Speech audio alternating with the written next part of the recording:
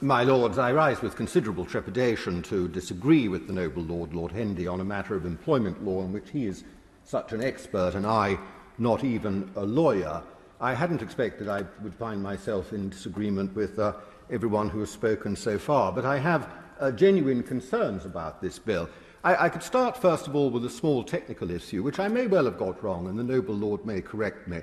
But that is, it seems to me that someone who is serving as a non-executive director of a company or of a public body, such as I do on the Ebbsfleet Development Corporation, will be caught by this bill and would effectively have to be made subject to a contract of employment, thus becoming an employee of the body that they were meant to be supervising. I can't imagine that was the noble Lord's intention, and I may well have got it wrong. It's a point that can be dealt with at later stages in the bill.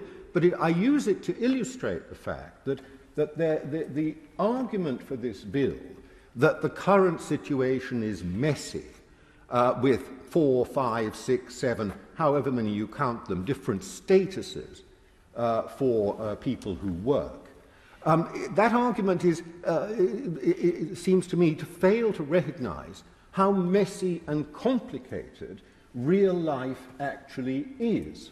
And if anything, if it were to be catching up with the modern labour market, this bill would be creating more categories rather than trying to reduce them, in effect, to 2 or at maximum 6, depending on how you cut the noble Lord's particular cake.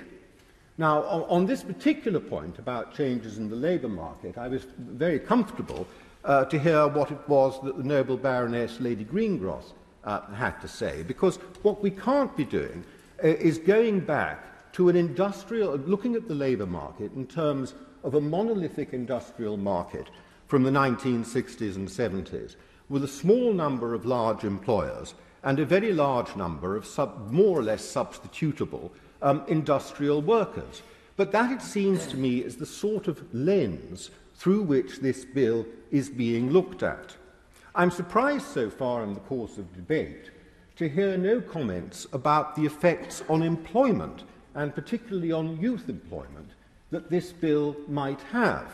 Now, it may be that we are all assuming that the very welcome consequences for the labour market of Brexit, mentioned by my noble friend Lord Blencathra, and rising wages and tightness of labour markets, will actually mask any of those effects, so that net-net we will see very little. But nonetheless, we need to factor that in. And it's very surprising to me that nobody has mentioned it. My next point was really that it's slightly more difficult. It's about the dignity of work. I mean, if work is one of the curses we take from our expulsion from the Garden of Eden, the dignity it can confer on humanity is part of that recompense. And there are many people in this House, I am one of them, and I venture without absolute certainty that as a practising barrister, the noble Lord Hendy is another, who have been what he would regard as genuinely self-employed for much of our lives. We have not had the benefits of a contract of employment in terms of protection, but nor have we had the downsides of a contract of employment. That is, being told what to do, having a boss, and indeed having people who now take it as their responsibility in some cases to decide what you can do in your private life, and in your social media. But we decide and we assume that this is what other people want and would benefit from. My Lords, I regard this as essentially a backward-looking bill that does not embrace changes in the labour market and makes rather patronising assumptions about what is good for other people that we wouldn't accept. And I very much hope that we could reflect on that and consider whether it should proceed and how it might be amended in future to remove those objections.